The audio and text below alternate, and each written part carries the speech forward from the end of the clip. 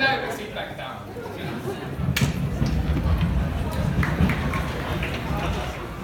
Many of you have had a long day, but let's get to the point. Dan Moore grew up in the northern part of New Mexico State in US. He attended Harvard University, where he graduated with honors. He started his business world the same way tens of thousands of others over the years have. As a university student running his own business in Southwestern Advantage summer sales and business leadership program. He paid his Harvard tuition by selling Southwestern Advantage products door to door and building sales teams. He was named president of Southwestern Advantage in 2007. From student intern to president of the company, he has never worked anywhere else in his life. He has trained more than 100,000 people how to sell, how to lead, and how to get on the path toward achieving their goals in life. In his spare time, he enjoys traveling, so much that he has logged more than 6 million air miles. He has visited 49 states in US and 48 countries around the world. Plays guitar and piano, and also loves running. Dan has completed 22 half marathons since the age of 51, and also completed the New York City Marathon, finishing in the top half of 46,000 runners.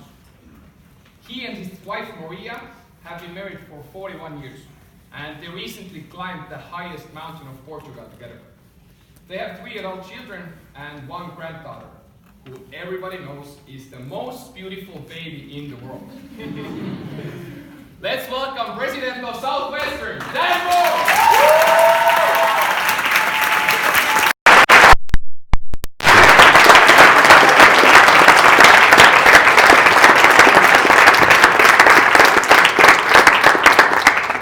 Aita Robert, Tera Otust, and that's the end of my Estonian. Ciao, I'm leaving. It's good to be back here with you. Now, one thing that's not correct about the introduction, I did have another job. You see, I studied a subject that's very interesting and not very useful toward getting employment, political science. How many of you are studying something equally interesting but not very good to get a job, right? Okay, so when I graduated, I couldn't get a job. And I did some searching, and I discovered there was one job available in Boston, and it was at the zoo. So I went down to the zoo, and I said, I'm here about the job. And they said, stop. Yes, you are the right size. I said, right size for what? And they said, well, you see, our gorilla has died. We've ordered another gorilla, but it's not here yet, and so we have a costume. We need you to wear it and pretend to be the gorilla so we don't lose our customers. And I said, well, I need a job, so okay. Who has ever felt very out of their comfort zone? Yes, I was very out of my comfort zone. So I stood there for a while and nothing was happening. So I said, and somebody, and then I went, and then and the people started cheering and laughing, so I began really getting into the role. After a couple of days, they were throwing bananas at me. I said, this is amazing. I'm also getting paid. This is fantastic. Well, I got to having so much fun, they had a rope. I would swing on the rope, and one day I was swinging too hard. The rope broke in 2 pieces, and I flew out of the gorilla cage and landed in the cage with all the lions. You can imagine what I did. I said, help! Help! And at that moment, one of the lions came up to me and said, shut up, or we will all lose our jobs.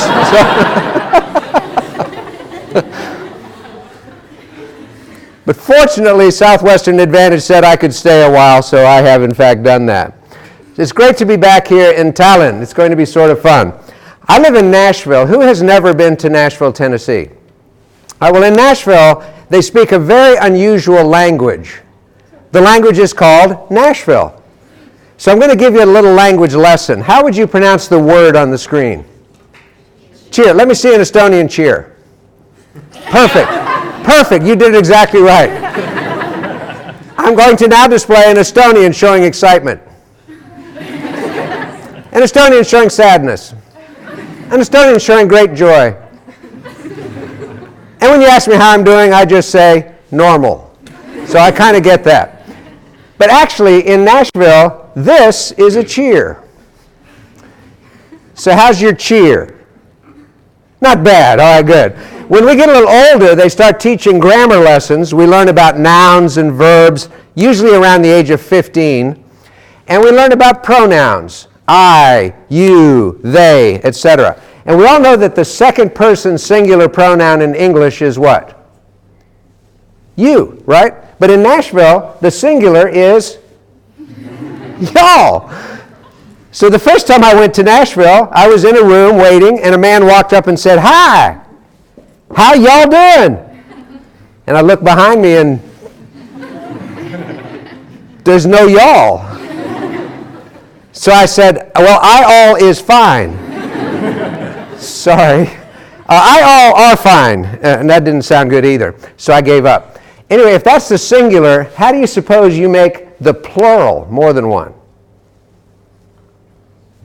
That's not y'all's. That's possessive. Like, is y'all's cheer comfortable? Now, if you want to make the plural, it's really easy. You just throw an all in front of it. So let me just say, how are y'all doing tonight? Cool. Good to be here with you again. It is true that I grew up in northern New Mexico in a little town called Los Alamos. Now, does anybody know what Los Alamos, New Mexico is famous for? That's something with UFOs. With UFOs. That's close. That's my cousins in Roswell, which is nearby. Los Alamos Labs? No. Los Alamos Lab is correct, but we don't build UFOs there. Not that I can talk about. But my hometown was where they invented the atomic bomb and the hydrogen bomb.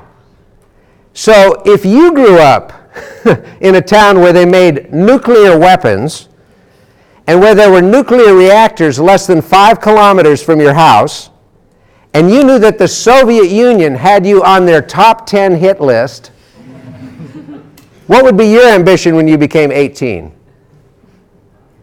To get out, yes, to go as far as you can. So when I applied to Harvard and they accepted me, it was kind of a happy day, but then we saw the cost. Harvard is really expensive. And I realized at that moment I had made a huge mistake when I was born. I forgot something important. I forgot to be born in a rich family. I mean, my parents were awesome, but I meant to be born in a rich family. So it created a problem. My father, though, very supportive, got out our typewriter. I know you look confused. If you go to the museum, they have typewriters there. And he wrote a letter. He said, "Dear Harvard, please send money. Love, Roger." About 10 days later, something arrived at our house. It's called a letter. I know you've never seen a letter, but they are in the museum also. And the letter said, "Dear Roger, we really want Dan to come to Harvard. And so we're going to give him a financial aid package with 3 parts. Number 1 will be a small scholarship to help pay for things. But Roger, it will be really small.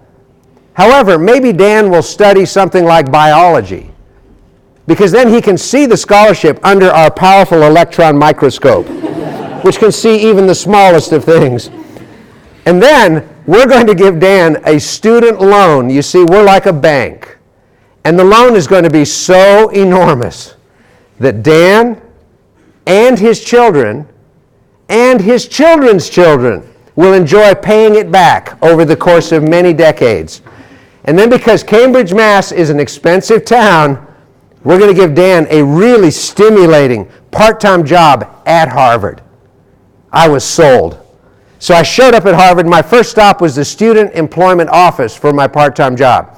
Reporting for my job, and the man said, "What's your name?" And I said, "Moore." And he said, "Moore. And I said, no, Moore." He said, "Yeah, Moore. And I said, no, M-O-O-R-E, Moore. He said, "Yeah, I heard you the first time, Moore." "Hey, Moore, where did you park your car?" I said, "What? Your car? Where'd you park it?" "What?" He said, You drove here in a car, didn't you, Ma? I hope you didn't pack it in the Harvard Yard. And I discovered at that moment there were no R's in Boston. Now later in my travels, I found out where the R's went. They all landed in the Bahamas with the pirates. Arr. Anyway, he finally found my name and said, okay, Ma, you need a uniform. I figured out that meant uniform.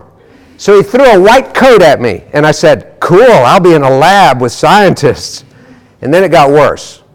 He then gave me a net for my hair. This was the 1970s. A paper hat, and then my name badge, assistant to the dishwasher. Assistant to the dishwasher, yes indeed. Who's ever eaten in a cafeteria where they have, food on a tray? Have you ever done that? You pick up your tray, you move it. And after you finish, what do you do with your tray? Well, hopefully you carry it and you put it in a rack or on a conveyor belt, right? And then you just go on with your life. You just go on with your life. Did you ever wonder who has to clean up your tray? Yeah, that's the assistant dishwasher. And another student in that same dormitory is the one that introduced me to Southwestern Advantage. 30 years later, in the same dormitory, another young man started a business. His name was Mark Zuckerberg. So it was kind of a fun place to get businesses started, and I have been privileged to work with students ever since. So we're going to spend a few minutes tonight talking about something that you're probably thinking about, and that is your future. Who here is fairly certain what they're going to be doing in 10 years? Okay, you're probably wrong. Who does not know what they're going to be doing in 10 years? Okay, good. And who does not raise their hand no matter what the question is? Okay, good. We like that one. Here you are in Tallinn, 2019. You've just come from a beach holiday. You're a little red, but you look pretty happy. My question is, where will you be in 2029, 10 years from now? Some of you will still be here in Tallinn. Some of you will be highly successful, and you'll be in Valga.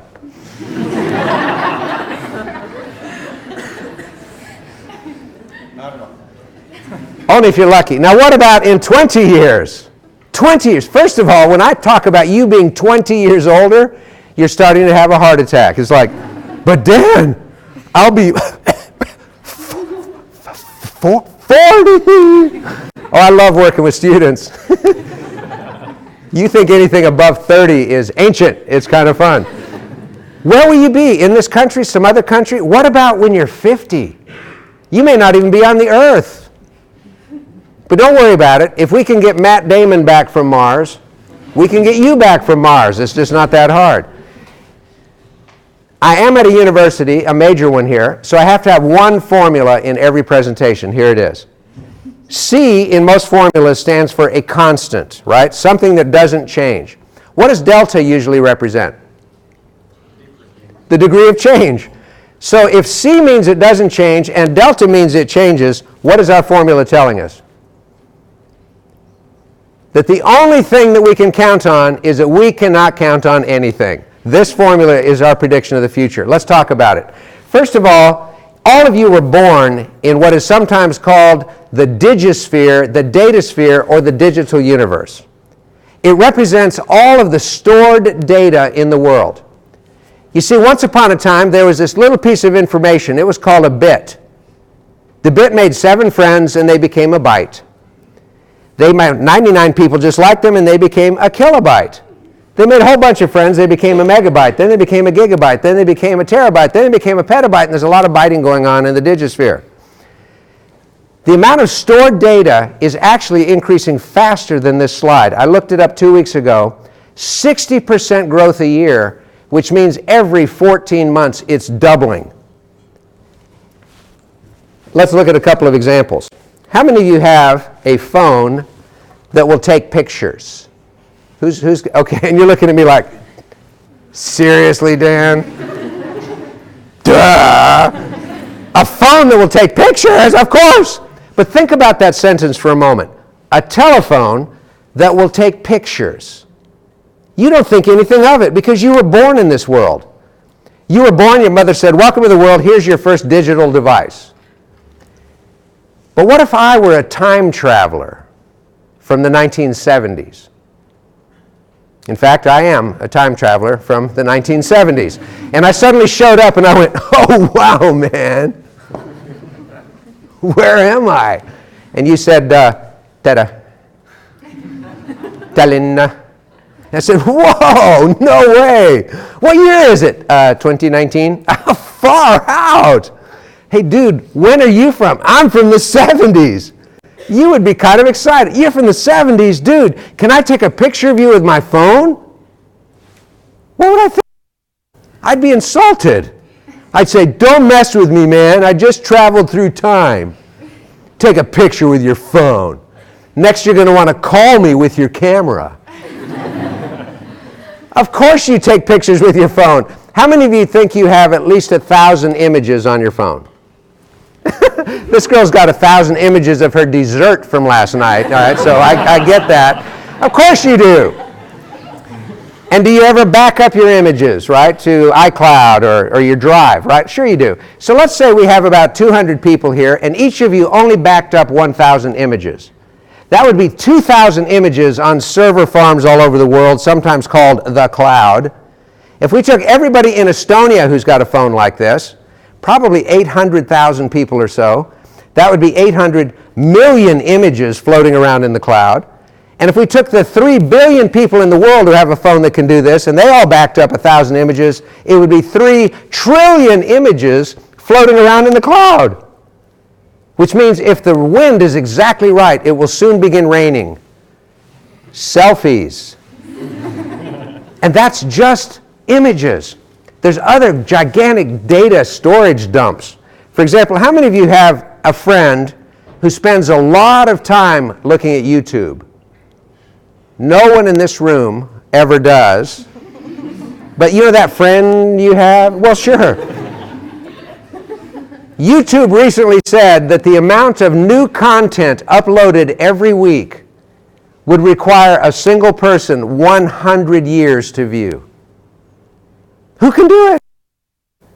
I don't know. This guy back here is going to die trying, though, that's for sure. So this is just a couple of examples of what's going on in the data sphere, and it's only going to get worse. What about in what we call geopolitics? What's going on in the world?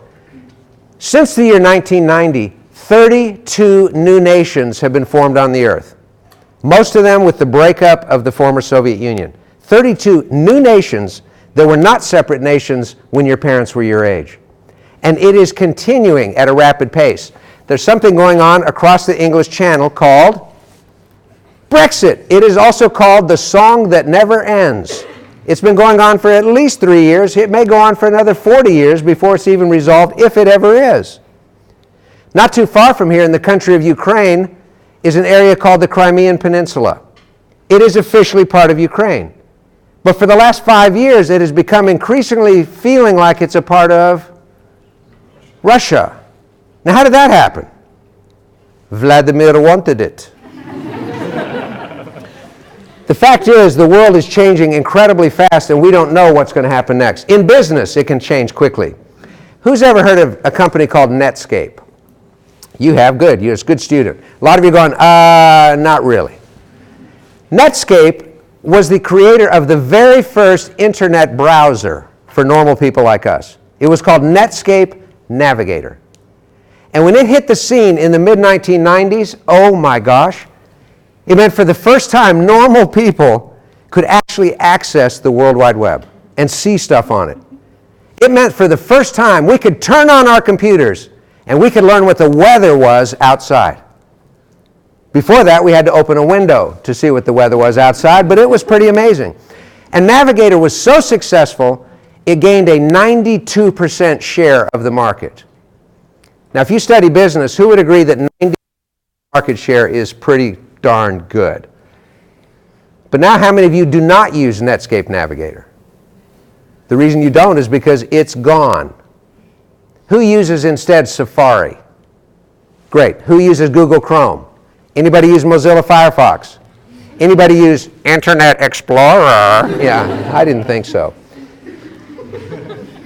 From 92% market share to a footnote in a history book in about 20 years' time. It happens in other industries. 3 years ago, an automobile company was named the most successful, respected automobile company of all time. And then it was revealed that its chief executives were lying and cheating on air pollution standards. Not only did the market value of Volkswagen fall by 50%, but the penalties are at 30 billion euros and growing at a regular rate. You see, even in business, we don't know what we can count on. Whole industries disappear. Does anybody know what this device is? This gentleman knows a lot of good stuff from the old days. You're looking at it saying, well, kind of. I was in the state of Texas about 3 years ago doing this presentation, and a student in the back said, yes, sir, I know what it is. And I said, what is it? He says, you know, when you go buy some shoes in a shoe store, and you put your foot on this thing and they measure your foot? I said, no, good guess, but that's not what it is. What you're looking at is what is called a slide rule. Let me borrow your table here for a moment. Thank you. This is a slide rule. It's a calculating device. And by moving the scales in the middle and moving this plastic thing, you see the little black line. That line is called a cursor. You're saying, no, it's not, Dan. A cursor is a blinking dot on my computer. No, it's called a cursor. You could do 30 different kinds of math calculations. You can do tangents, cotangents, sines, cosines, secants, cosecants, cube roots, square roots, logarithms, natural logarithms, very fast, very accurately. And this was my high school graduation present from my mom and dad when I went to university. Now, you may have noticed that it comes in a very attractive leather case. If you were looking closely, you also notice that it has a metal ring on the back of it. The metal ring attached to a leather loop, and guess where you put the leather loop? Oh yeah.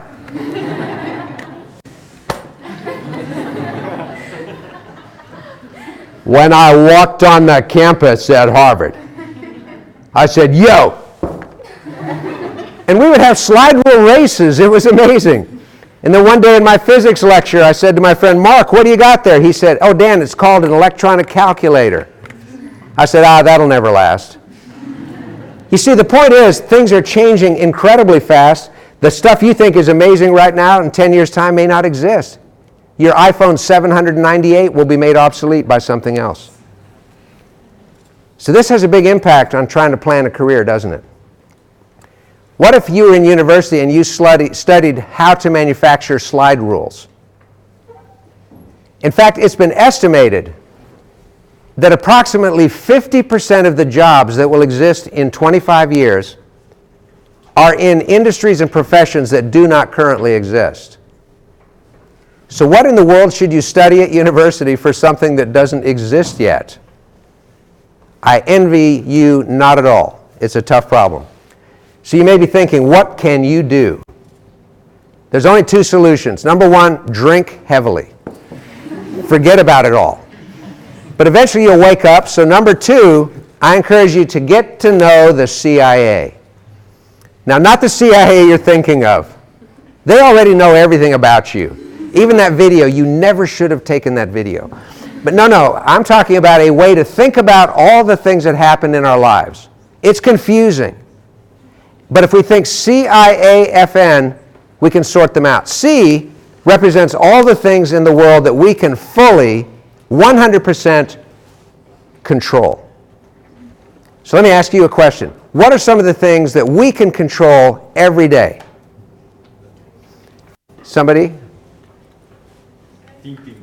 Eating, yes. My favorite subject. We can control what we eat, how much we eat, how often we eat. Great.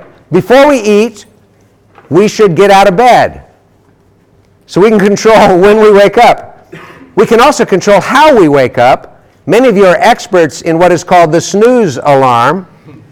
And you sit there the night before and say, okay, I think tomorrow I can have 11 repeats of the snooze alarm before I really have to get out of bed. I actually hate the snooze alarm. To me, it just means you die multiple times every morning. Just do it once and get it over with. Eating and going to bed and when we wake up, what else can we control? Attitude. Who said that? Congratulations. But if you can control your attitude, I bow to you. I would like to learn from you. Because I used to think I could control my attitude, but not too many years ago, I was driving to work in my hometown, going the speed limit. Exactly, in my lane, and a young guy in a car behind me hit me. He hit me from behind, my new car. And I looked into the mirror and said, really? Man, this is a new car. What can? And I caught myself and went, oh, I teach this stuff. So I used to think I could control my attitude, but we all get carried away. Can we control how hard we choose to work? Absolutely we can. Can we choose whether we focus or not, or whether we get a bunch of distractions around us? Yeah. Can we control what we say to other people? Absolutely. Now what about what they say to us? Not so much. Can we control other people? Well, I don't know. If you're kind of large, you're big, and the person you want to control is little, and you have strong hands, you can control them for a short time. But have you ever noticed little people are very slippery? And they get away and they go, and you know, can't really control them. So the things we can control are vitally important, but they're a limited number. There's a larger universe of things we can't control, but that we can definitely what? Influence. We can help shape the way they move. That's what influence means. And the largest category of things we can't control but we can influence are other people. Are you influenced by your friends? Yeah. Do we influence our friends? Sure we do. In fact, just for fun tonight, go find a friend that's not here and influence them with no words at all. When you approach that friend, just look at them for a moment and go, and you will influence your friend. There's no doubt about that. Do you influence your professors and your teachers? Sure. Here's how to influence them negatively. Don't show up, or when you do, come in late, sit in the back, and get your favorite YouTube video out, or crush a bit of candy. But if you want to influence your lecturers positively, let me give you a real important tip. First of all, don't sit in the very front row. This is where all the nerds and the geeks sit. I get that. Good try. But back here, nah, this is the sweet spot. Second row, because you can hear and see and hear and be seen, but you still got your cool. And the way to take notes is really simple. Just like this.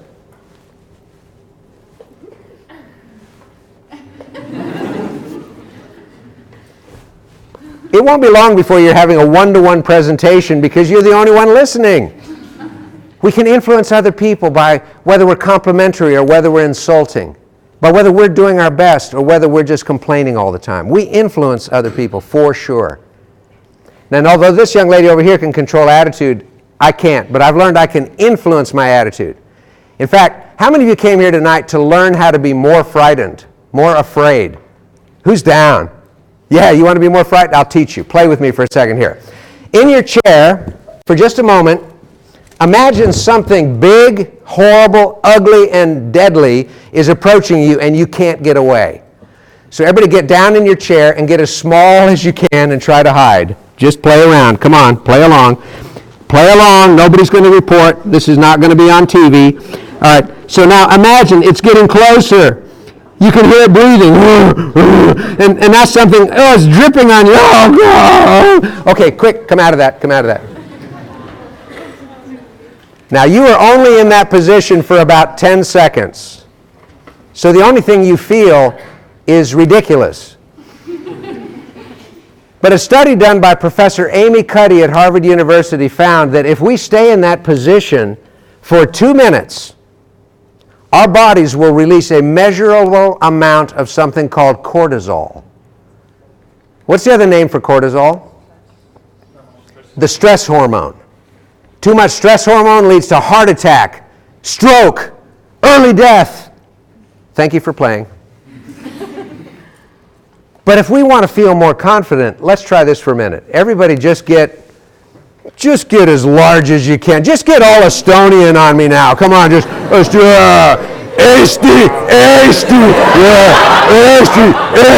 yeah, that's right. Or, frequently the ladies prefer the Wonder Woman posture. I'm Wonder Woman. I mean, 2 minutes of this, and Dr. Cuddy found our bodies release measurable amounts of testosterone, which makes us feel more confident, more courageous, and braver. So before every interview, get Estonian, be Wonder Woman. It makes a difference. If you're sad and you want to feel more sad, it's really easy. Walk very slowly with your head down, listening to music by Adele. I'm going to find someone like you. Oh yeah, I mean, it works every time. But if you want to feel a lot better when you feel down, walk at least 25% faster listening to Motown music or 70s disco, anything to get the blood flowing, because motion creates emotion in a positive direction. Negative motion, negative emotion. No motion, no motion. So movement makes a massive difference, and we can learn to influence our attitudes this way. Many other things on this list. But there's a great deal in life we cannot control. A massive amount we cannot influence that we simply should accept. But what are the magic words? For now. Here's why. How many of you know people that spend more of their emotional energy on things they cannot control or influence than they do on those things? Do we know people like that? Of course we do. What's one thing, for example, that everybody's upset about and it doesn't help to be upset about it? Weather. The weather! Of course. Mark Twain had a neighbor who said, everybody complains about the weather. Nobody does anything about it. But have you ever been with a group of people who say, I can't believe the weather? If we can just learn how to focus on what we can control and on what we can influence, then the things we need to accept for now become manageable. And here's the true story. Ultimately, we learn how to even change some of those. Bill and Melinda Gates felt it was unfair that millions of children are born with literally no chance for a healthy life. And through their foundation, they're credited with helping to save 120 million lives. If we focus on what we can control and what we can influence, the things we need to accept become less. So let's see what we can do about some of this stuff. It's only my opinion. This means you are free to disagree with everything I say. And if so, no cookies for you. But the goal of this presentation is not to convince you what Dan Moore thinks, it's for you to think hard about what you think. But because I'm with a youthful audience, a bunch of great millennials, I thought I'd spend our entire marketing budget on one mind-blowing computer image. I mean, this is so incredible. Steven Spielberg wants it. George Lucas wants it. Sam Raimi wants it for his next Avengers film. I mean, are you ready? You blow your mind. Okay, here it is. That's it. We have a really small marketing budget, by the way. This little stick character here, this stick figure, and if you're taking notes, go ahead and draw one of these right now. Make it big enough to put labels on it. If you're not drawing, use your photographic memory, because this is a model of your life and my life, and ways that we can control and influence to move forward in a world that no one can predict. We're going to let one leg represent what's called self-knowledge or self-awareness. Here's a fun question. Who do we spend more time with than any other person? Ourselves. Ourselves. And yet rarely do we give a lot of thought to why we react the way we do. I gave no thought to this until I was 19, and a friend recommended that I get to know the work of Viktor Frankl. Viktor Frankl was a Viennese psychologist in the 1930s, extremely successful, wealthy, a member of Vienna's sort of high society elite. Viktor Frankl also was Jewish. And when the Nazis swept through Austria, he was arrested along with his family and everybody he knew. And he was sent to what is arguably the worst of the death camps, a place called Auschwitz. The odds against surviving Auschwitz were stark. Typically, no more than 4 or 5 out of each 100 people survived that horrible experience. Frankel learned that his wife had died, his children had died, and he very nearly died himself. The abuse, the malnutrition, the torture. But he was a trained psychologist. And he just began to notice something odd. He began to wonder, why are some people still surviving? And others that seemed so strong during the night passed away. And quietly he began to ask questions, and he discovered something incredible. Each person who was surviving had a reason to live so strong that they refused to die. Frankel developed his own reason. He said, I have to survive because I'm going to write a book about these camps. His reasoning was logical. If I do not survive, there's no guarantee anyone else will survive. And the world may try to deny this ever existed. Unfortunately, even in my country, there are tens of thousands of people who claim this never happened. Frankel did survive, and after he was rescued and rehabilitated, he wrote an incredible, simple book, Man's Search for Meaning. I encourage every young person to read it. It not only will put your life into perspective, but gets you thinking really deeply. And one of Frankel's main conclusions was this: when we are no longer able to change a situation, we are challenged to change ourselves. And in a world we can't predict, with large forces working maybe against what we want, we cannot change those, but we can change ourselves. That's what self-knowledge is so important for. How do we become more aware of self-knowledge? Well, first of all, just think about your own experiences. What makes you feel a sense of happiness? What makes you feel upset or angry? Why does it? How do you manage success? That's interesting, isn't it? Do they have in Estonia lotteries where you can buy tickets and maybe win a lot of money? Okay. Studies of lottery winners find that although you'd think they would be fabulously happy and successful after, a few years later, a large number are less happy and in worse financial condition. They don't know how to handle some sudden success in their life. More important, how do we handle failure? How do we manage it? We can only become aware of ourselves by thinking and reflecting.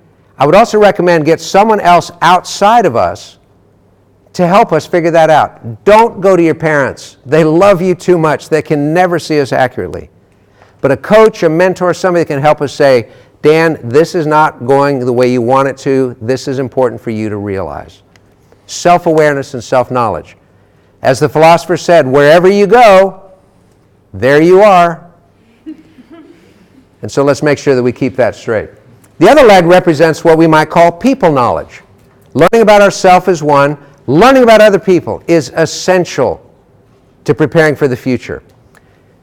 Now, most of you are students, so you enjoy hanging around with people your own age. And you say, yeah, man, I'm an expert on people. I've got 7 really awesome friends. I know everything about them. But the world is much more complex than that. And growing to understand people requires thought and effort. But I can simplify it for you. What if I could teach you how to get better at people and all you'd have to do is move one finger? Who would give it a try? To get better at understanding people, here's how you do it. You use that one finger to slide to power off. We love our phones, don't we? I love you so much. My companion, my friend. You connect me with so many. But the reality is, these are also great barriers to human connection. Example, let's suppose your name is? Anneli. So Anneli and I don't know each other, but we're going to go have lunch. So I sit down, and Anneli sits down. My phone sits down, Anneli's phone sits down. And now it's only 2 of us, plus my 350 friends, and Anneli's 7,950 friends. Have you ever been in a conversation over a meal, and somebody's phone goes, and they just say, hang on. Whoa, no way. Hey, hang on, I'll be right back. If we've ever been in a conversation like that, we know how it makes us feel. When we're more concerned about somebody that's not there than we are with the person we're with, will never understand human nature. Have you ever lost your phone? I've lost 2 mobiles in my life. One of them is very embarrassing. I don't want to talk about it. And it wasn't my fault. Gravity did it. It fell out of my pocket and it went into this round circular thing where the water goes around and there's a hole in the bottom. Yeah. And when my phone went down to the place where the sun does not shine, I said, I'm not going to go after it. I have my pride. But when I discovered my phone was gone, it was like, my phone, my contacts, my photos, my stuff, my schedule, I'm not backed up. A sense of panic hit me. I physically had to restrain myself and say, Dan Moore, you were born in 1955. You did well before these existed. Oh, okay. So I decided not to replace it and just walk around and watch the world. I saw many people for the first time. Well, actually, I didn't see them. I saw the tops of their heads because they were all walking like this. I saw a building that I know wasn't there the day before. It couldn't have been because I was here and there's no building there. I saw birds that were not angry. It was just the craziest thing. As much as we love our phones and we claim they connect us to others, they also sap our attention. They make us think about what somebody's thinking of me. Will I get a thumbs up or not? So I want to encourage us all to spend phone-free time. One of the great things that I learned is this quotation. Life is not lived in the glow of a monitor. Life's not about a series of status updates.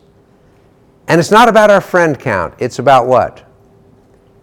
The friends we can count on. Sounds like a long-haired anti-tech philosopher living in the forest somewhere, right? Actually, what if I told you that was the chairman of Google Incorporated? You see, it's people, not pixels, that truly make us happy throughout our lives. So spend time with your phone, but spend time in the right way. My friend Vaco Roos shared a great idea with me. Don't check email the first hour of your morning. Don't check your news feed. Don't check your Instagram. Don't check your text. Don't check your Spotify. Don't check your WhatsApp. If you think about all the things you check every morning, most of your mental energy is gone just checking the 500 things you check. Instead, spend that first hour in meditation, in reflection, in affirmation, in visualization, in reading something that's good for us. And so when we do that, we get to understand people just a bit better because we're observing them. One of the things we learn about people, have you ever encountered somebody that just seemed so angry? Many people that appear angry are actually deeply afraid. And the fear positions as anger. We learn that people really are very much alike in what they deeply want, but very different in how they go about it and how they express it. Spend time with people drastically different than ourselves. One of the great experiences of my second summer selling books was living with a Jewish guy and 2 black guys. It was awesome. It was a cultural smorgasbord. And I learned so much from that experience, and they learned a lot from me. How many of you have grandparents that are still living? At least one. Oh, you're so lucky. This Christmas time, call up your grandparents and say, I'm going to come visit you, and bring them some chocolate or maybe a bottle of Tallinn, deadly stuff, and get them going, and then say, Grandma, when you were my age, tell me what life was like. You see, you know something your grandparents don't know. Freedom. They didn't know it at your age. Find out from them what it was like, what it meant. It'll help you appreciate them and appreciate you. Sometime when you're in a big room like this, sitting down here, look way in the back and watch 2 people talking. You can't hear them, but look at their faces. Look at their expressions. Try to guess what they're talking about. You'll always be wrong. But that doesn't matter. It's the awareness that facial expression and body language and tone of voice actually represent 93% of communication impact. We don't have to know the words. When we understand people, life is so much more fun. One of the arms we're going to call flexibility. And flexibility, to me, is an attitude.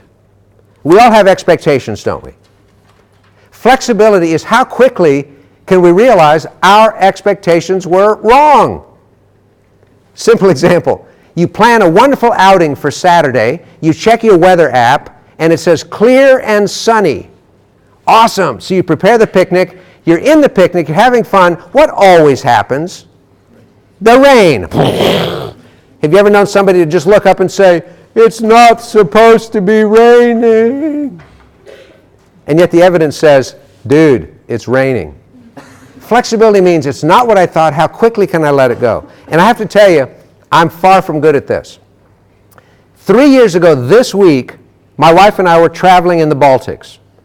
We actually were in Lithuania, and I was watching CNN, the American news channel, about 10 p.m. Lithuanian time, 2 in the afternoon where I live. And the commentator said, CNN is now prepared to project that tomorrow morning America will have its first female president of the United States. And I went to bed thinking, this is going to be great, be cool. And I woke up the next morning and this happened. And I said, haha, that's funny. And my wife said, no, I stayed up all night. It was kind of a surprise turn toward the end, and several key states went that direction, and guess what? Kaido Kubri, my colleague back there, was driving me through Lithuania, and I said, is there radio we can check out? Yes, English language. And it's saying, yes, there are certain Pennsylvania and Michigan and Ohio. And I said, well, that can't be right. Kaido, is there another station? He said, no, Dan, this is the only English station. Drove a little longer, and then I said, okay, I got it. Kaido, how far are we from Russia? He said, not very far. I said, well, there you go. They've hacked the radio station. This is fake news. This hasn't... Promise you, it took me a full hour to realize that what I expected was not the case. Now, I understand how difficult that can be. Let's see how, if you're better than I am, you're young and nimble mentally, right? How many black lines do we have on the screen? 6. All right, so here's my question. We have 6 black lines. Can you add 5 identical lines and make 9? Some of you are getting a little concerned about me now. You've actually had time to check on your phone and say, no, Dan, 6 and 5, it's 11. It's 11. I don't know how to do it except one way, like this. So when we have 6 lines and we add 5 identical lines, it's here. And I know what you're thinking. You're now getting angry at me. Say, well, Dan, this is a math problem. Did I say it was? No. This is not a math problem at all. It's a design problem. And when we're flexible, we learn to see things as they are, not the way we think they ought to be. How do we get better at flexibility? I first of all recommend we become aware of how inflexible we can be, even at young ages. Let's suppose these 3 ladies have decided that they're going to go out, have pizza, and watch World Cup football, right, like you guys do. This one's a little bit late, and these 2 have decided differently. They said, no, let's go get a manicure and watch reruns of Real Housewives. She shows up, she's got her jersey on, her hat, and said, let's go watch football. They said, no, we've changed. Well, what do you mean? What difference does it make? We get so inflexible about certain things. Now, the one area to never be flexible about are values. The things that you hold to be always true. And we'll talk about that in just a few minutes. My wife is awesome to point out when I'm inflexible. So have somebody that you trust that just goes, are you being flexible? Shut up. You know, I know how that can feel. I also recommend that we spend time in situations where we have to let go of those thoughts. Now, the flip side of flexibility, which is an attitude, is resilience, which is a set of actions. If flexibility says, it's not what I expected, resilience says, so what am I going to do about it? Flexibility says, so it's raining, not sunny. Resilience says, let's go dance in the rain. It is a quick reaction to an unexpected situation. And resilience is an incredibly valuable life skill. Sounds easy, but let's just test it. Everybody do me a favor. In your chair, cross your arms and get really comfortable. Hey, you look very comfortable. Now you look truly Estonian. Oh, you look very comfortable. Everybody good? Okay, now uncross your arms and put them back with the opposite arm on the top, the other arm. This guy had to look. And this girl back here saying, they don't fit. Whose arms are these? Where's my arms? And yet I remember from Mr. Max's biology class that the human body is bilaterally symmetrical. It should be just as easy to do this as it is to do this, but we get in a comfort zone and it is really hard to adapt and be resilient. But when we can learn to do that, we run with the flow, we bounce, we go with the punches. How do we become more resilient? Be in situations where you don't know what to do. And do something. Who's ever been to a country where you don't speak a single word of the language? Cool feeling, isn't it? Don't you work it out somehow? Have you ever lost your wallet? Don't you figure it out somehow? We don't like it, but when we are resilient, we can bounce back, and life is not about getting knocked down, it's about getting back up. The brain box here, of course it's the center of thinking, learning, all that. But I think we should understand that humans have a very unique mental ability that other animals do not. We have the ability to put things into perspective. Are humans the only animals that can learn? No, all animals learn. How many of you have dogs or cats at home? Haven't they trained you? Sure, you see, all animals can learn. So let's suppose, just for fun, that we three are lions. We're lions. And I say, hey, you hungry? You hungry? Okay, watch me. There's a baby deer right over there. I'm going to bring us some food. So I head off thinking, this baby deer is probably going to go that direction. I'll get there first. So I leap this direction. The baby deer goes that direction and gets away. So I come back and I say, you know, next time I'll be ready to go either direction. That's called learning. But can you imagine if the lion came back and said, hey, you know, Simba, Nala, I've been thinking, I'm really happy I didn't get that baby deer. I mean, it was only a baby. It would never have had a chance to grow up and get a deer driving license and go to deer dances, you know, and drink deer beer. And besides, I've been eating so much red meat, I'm getting kind of heavy around the middle. The doctor says my cholesterol's really high, so I got an awesome idea. Over in Teleskivi, there's this really new vegan place. We can go over there and drink Bellinis. What do you think? Somehow I don't think so. But only humans can put things in perspective. Perspective is the ability to see something from a different point of view. And we get way too close, don't we? For example, I want to show you how sophisticated I am technologically. I like to take selfies. So this is the way a person of my generation takes a selfie. They say, I'm going to do this really carefully, so I'm going to make sure that I put my thumb right over the lens and take a picture. So I take a snap, and there's my selfie. Those in front can see it. I say, oh man, the selfie, it's just all about my thumb. When we take the wrong perspective to something, we're too close to it. Instead, we want to do it right, don't we? You're a dull audience. Come on, this is a selfie. Yeah, now we're cooking. Perspective is our ability to zoom out and look at something different. How do we get better at it? First of all, we have to practice. Am I looking at this correctly? Here's a really good exercise. We're going to learn something, but we haven't really done anything with it unless we first of all reflect on what just happened, good or bad. Second, we make a decision based on that, and this leads to action.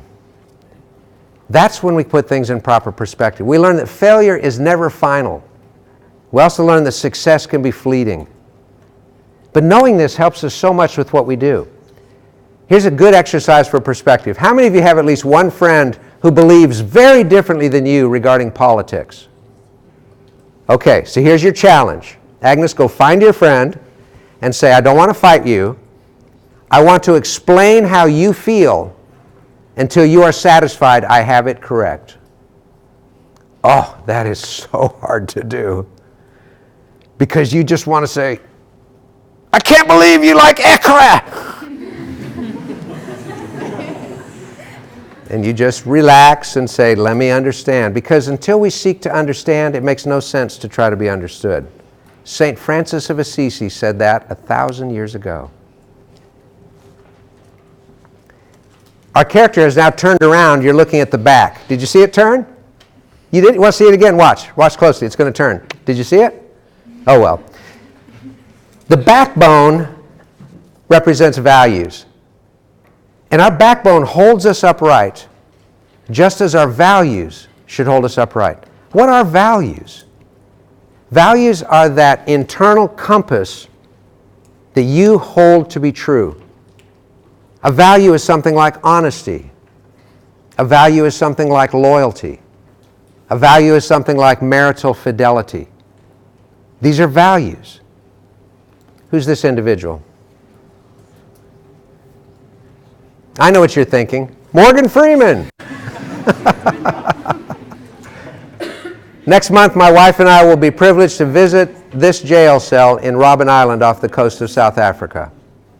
Everyone knows that Mandela spent many years in that prison cell. What is less well known is that he refused to leave when they said he could go. They said, your time is up. He said, I'm not leaving. I refuse to leave until every other political prisoner is free. And he stayed 7 additional years. He broke the back of a racist political system and created a free country. Values are those things we're willing to live for. We got to think about it hard, don't we? What do we truly believe? Here's a simple exercise. How many of you believe, as I do, we should do something to help our environment, the world around us, the ecology? Of course we should. But have you ever left a room and left the lights on instead of turning them off? Have you ever run more water than you needed to run? Have you ever had a plastic bottle and the recycle bin was 10 meters away, you can't be bothered to go over there with it? You see, it's one thing to say we believe something. It's a value when we live accordingly. What are you willing to live for? Is there anything you're willing to die for? Many of your parents and grandparents had to make that decision. When I was a young man, I used to say, there's nothing I'd be willing to die for. But when I carried my firstborn child from my wife's side down to the hospital nursery, I felt differently. Our figure's now looking at herself. This represents self-image. Self-image is how we see ourselves. Do we all have a self-image?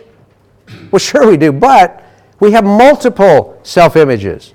For example, how many people here play a musical instrument? Who plays a musical instrument? Okay, what do you play right here, young lady?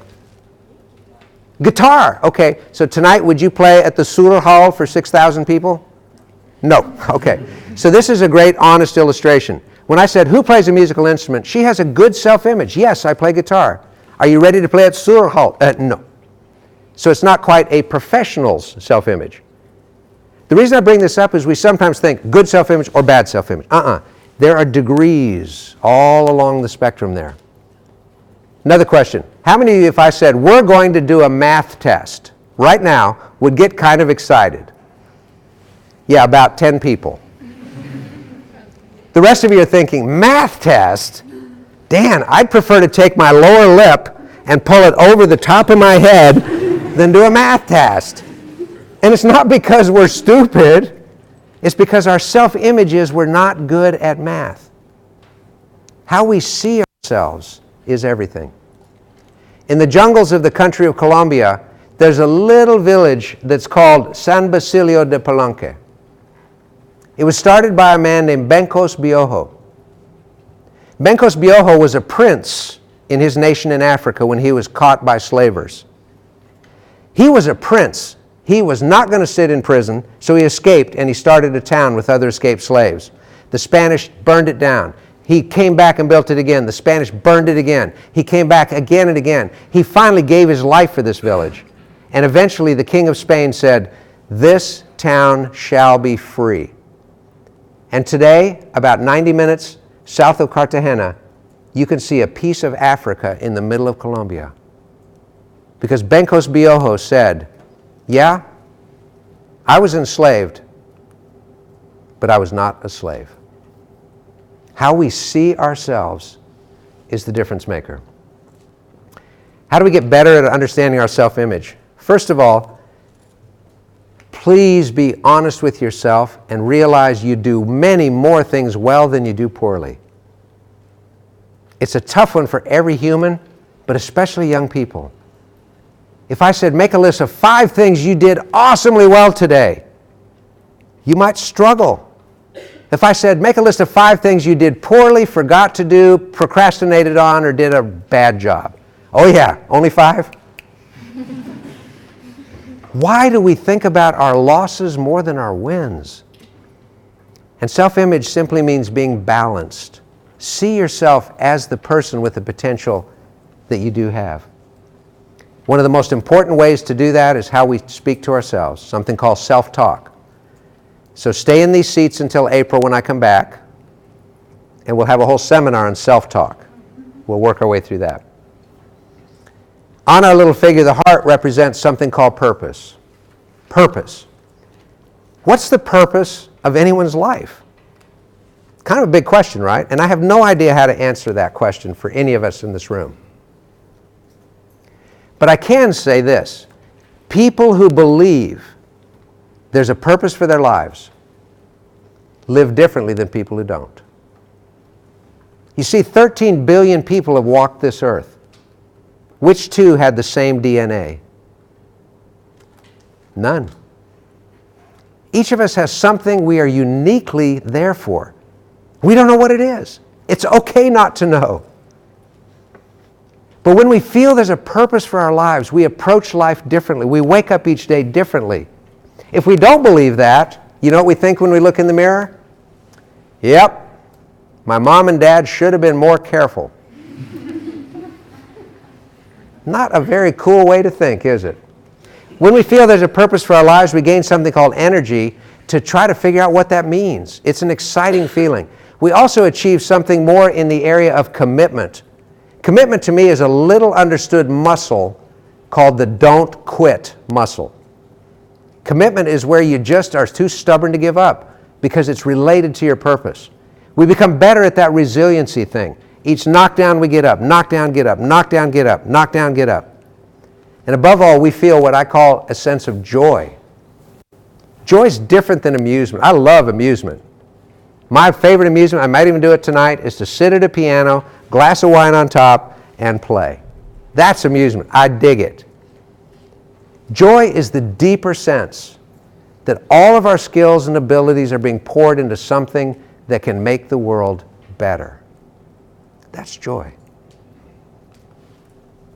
So here's our character. What we do with this, it's up to us. When are we completed in this model, by the way? We're not. It's a work in progress from now until forever. But by focusing on it, by getting with like-minded people who bring out the best in us, we get better. So we covered a lot of ground today. We've been to Mars, we've been 30 years in the future, we've been to South America, we've been to South Africa. Can we wrap up by going back to kindergarten? Anybody remember kindergarten? I do. It was the best 7 years of my life. I loved kindergarten. It was great. But years ago in America, a man named Robert Fulghum wrote a really simple little book called Everything I Needed to Know I Learned in Kindergarten. He had no idea the book would become a mega bestseller, but it did. And Dr. Fulghum is now a celebrity. He's going to talk shows, interviews, television, private planes, newspapers, a total celebrity. But his self-image was, I am not a celebrity. I just want to write books. So he retired from the public eye. But the requests kept coming. You've got to speak to our groups. And so finally he said, all right, I will speak to 2 kinds of audiences, and that's all. First, I'll speak to kindergarten children. I like them and I owe them a lot. Second, I will speak to university students. I read that in an interview with Dr. Fulghum, and I thought immediately, this guy is a genius. It means he can come to a city like Tallinn and meet with the kindergarten children in the morning when they're just freshly out of bed. And then he can come to the university in the evening and talk to the students when they're just freshly out of bed. Always have a fresh audience. He'd start with the kindergarten children, and they'd always give them apple juice and cookies, so the kids are kind of stoked. And he would get in front of them and say, "Children, how many of you can sing?" Now, do any of you have little 5 or 6-year-old people in your life, in your family? Okay, if you ask an excited 5-year-old if they can sing, what's going to happen? They're going to say, "Yeah, we can. Do you want to make a snowman? We don't have to make a snowman. Let it go. Let it go." I mean, you can't stop them. They're going to sing. Well, that's awesome. Well, how many of you can dance? Oh, they're all on their feet, swinging them around the room, doing the funky chicken. Kids are dancing. That's great. Well, how many of you can draw? Oh, the children run to the board and they say, "I can draw, watch. And they take a chalk and they go straight line. He says, "What did you draw?" It says, "A ball and a dog, my house. And I made it for you." I mean, this is, right? Later that evening, Dr. Fulgham would appear in a big university like this. "Students," he would say, "how many of you can sing?" A couple of hands would go up, and then they'd start, "Hey man, you sing really bad when you're drunk," you know, that. "Well, how many of you can dance?" A few hands, but most people, "Oh no, I got these AirPods and I do this sometimes, you know, but no, I don't actually dance." And then he'd say, "Well, how many of you can draw?" And a few artists and architects would raise their hands, and everybody else, "Oh no, man, I'm basically text-based, you know, I'm into text." Dr. Fulgham would look at this room full of university students and say, "What happened to you? When you were 5 years old, you could do anything. Now you're 21. You can't even sing. You can't dance. You can't even draw. Where did you go?" I think we all know what happened. Between being small and being bigger, humans learn a new skill.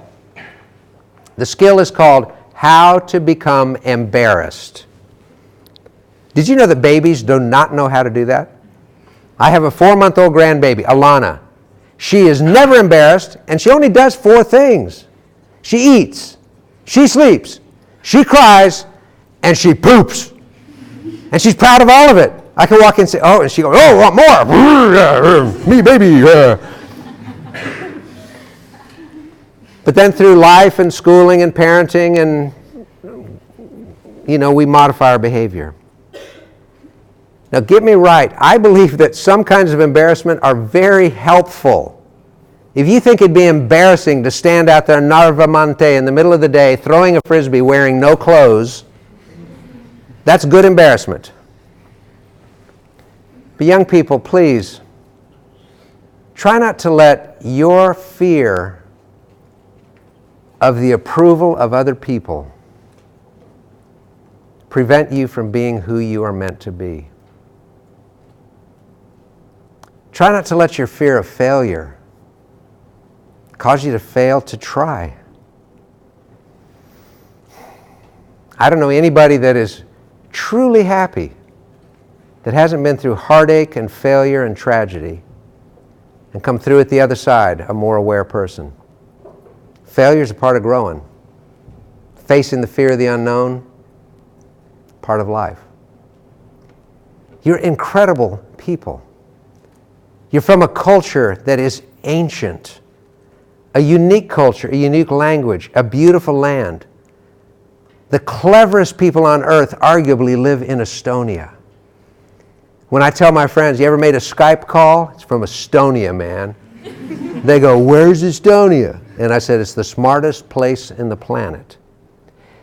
There are 6 startups per 100,000 population every year in Estonia, double the rate of any of the other Baltic countries, double the rate of most every country in the world. It is intellectually alive. It is economically vibrant. It is a place of pride, a place of joy, a place of unique culture, of family values. There is no reason in the world that someone in this room could not lead the team that finally cures cancer, or that someone in this room wouldn't travel to the Middle East and get it worked out. It's not written anywhere that someone in this room cannot change the world. Starts a day at a time. I'm very grateful for you, very thankful for who you are and being here. I also have some special friends in the group. If you are a current or past part of the Southwestern Advantage Summer Program, could you just stand at this time?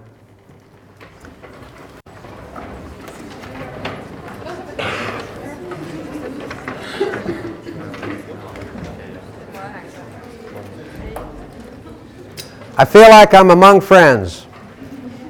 We have many nations represented here. We have special visitors here from Slovakia, from Bulgaria. We have people here from Lithuania, from Latvia. We have many Estonians. We have Americans.